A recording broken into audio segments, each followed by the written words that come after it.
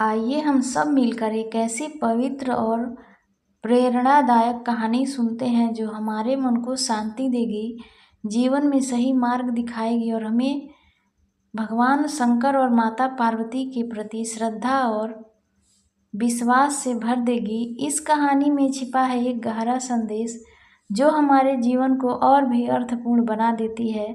तो चलिए सुनते हैं इस कहानी को और अपने जीवन में उतारते हैं कि हमें शिव की भक्ति कैसे करना चाहिए। तो आइए सुनते हैं। एक बार भगवान शिव ने माता पार्वती जी को उनके पूर्व जन्म का स्मरण कराने के उद्देश्य से इस व्रत के महात्म्य की कथा कही थी।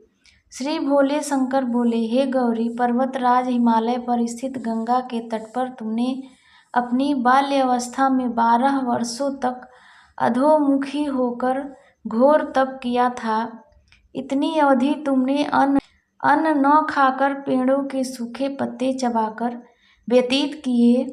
माघ की विकराल शीतलता में तुमने निरंतर जल में प्रवेश करके तप किया। वैशाख की जला देने वाली गर्मी में तुमने पंचाग्नि से शरीर को तपाया। सावन के मूसलाधार वर्षा में खुले आसमान के नीचे बिना अन्न जल ग्रहण किए समय व्यतीत किया।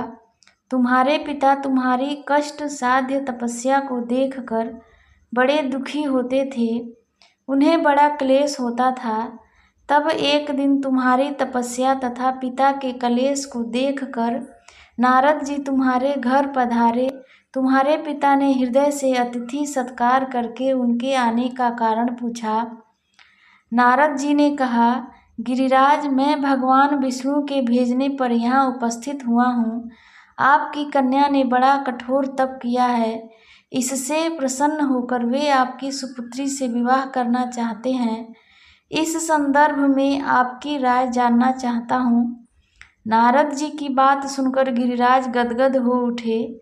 उनके तो जैसे सारे क्लेश ही दूर हो गए। प्रसन्नचित्त होकर वे बोले, श्रीमान, यदि स्वयं विष्णु मेरी कन्या का वरण करना चाहते हैं तो भला मुझे क्या आपत्ति हो सकती है।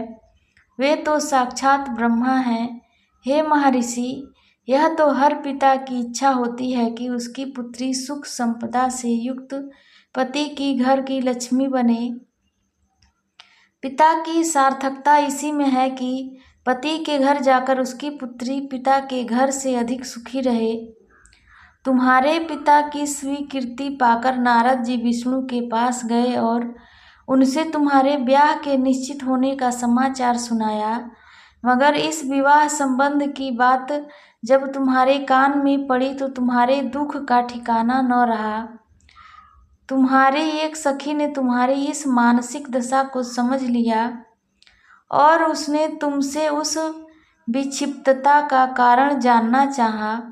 तब तुमने बताया, मैंने सच्चे हृदय से भगवान शिव शंकर का वरण किया है, किंतु मेरे पिता ने मेरा विवाह विष्णु जी से निश्चित कर दिया।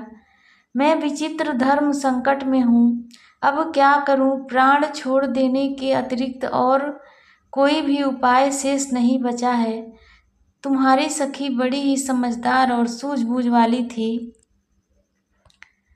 उसने कहा, सखी, प्राण त्यागने का इसमें कारण ही क्या है।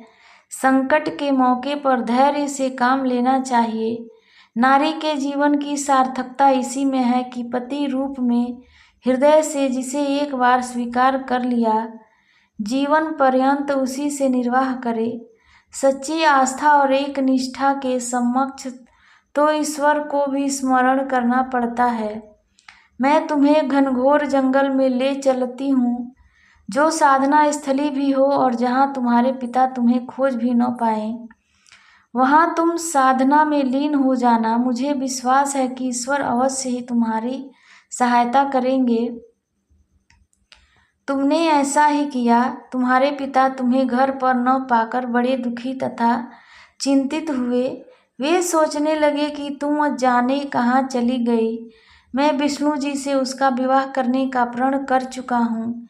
यदि भगवान विष्णु बारात लेकर आ गए और कन्या घर पर न हुई तो बड़ा अपमान होगा। मैं तो कहीं मुंह दिखाने के योग्य भी नहीं रहूँगा। यही सब सोचकर गिरिराज ने जोर जोर से तुम्हारी खोज शुरू करवा दी। इधर तुम्हारी खोज होती रही और उधर तुम अपनी सखी के साथ नदी के तट पर एक गुफा में मेरी आराधना में लीन थी। भाद्रपद शुक्ल तृतीया को हस्त नक्षत्र था। उस दिन तुमने रेत के शिवलिंग का निर्माण करके व्रत किया। रात भर मेरी स्तुति के गीत गाकर जागी।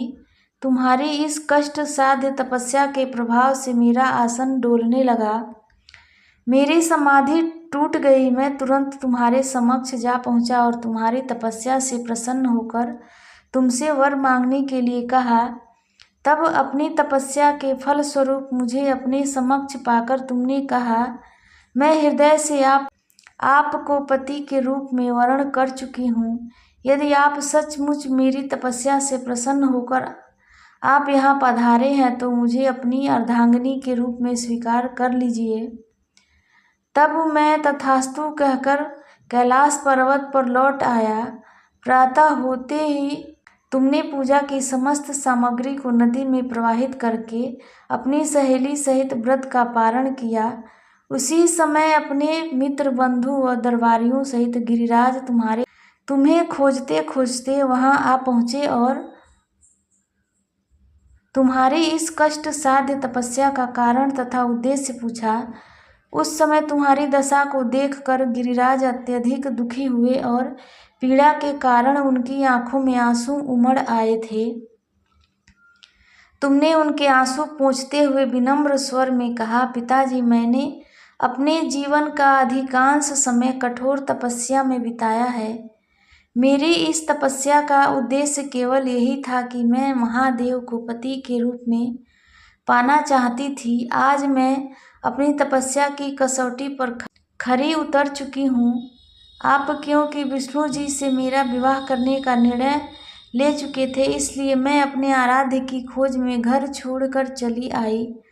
अब मैं आपके साथ इसी शर्त पर घर जाऊंगी कि आप मेरा विवाह विष्णु जी से न करके महादेव से करेंगे।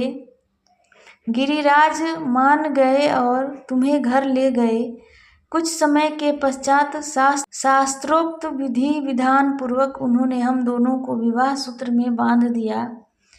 हे पार्वती, भाद्रपद की शुक्ल तृतीया को तुमने मेरी आराधना करके जो व्रत किया था उसी के फल स्वरूप मेरा तुमसे विवाह हो चुका है। इसका महत्व यह है कि मैं इस व्रत को करने वाली कुंवारियों को मनोवांछित फल देता हूँ। इसलिए सौभाग्य की इच्छा करने वाली प्रत्येक युवती को यह व्रत पूरी एक निष्ठा तथा आस्था से करना चाहिए। धन्यवाद।